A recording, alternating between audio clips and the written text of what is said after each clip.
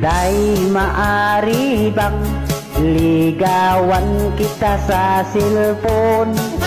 Tapos pag ako'y sinagot mo, always tayong dalawa mag-call. Huwag kang magdududa, ako ay talagang binata pa. Ako'y wala pang asawa, ngunit anak ko ay 3 na. Pang-apat ka, Inday, na aking aanakan. Ika'y aking pasarapan matapos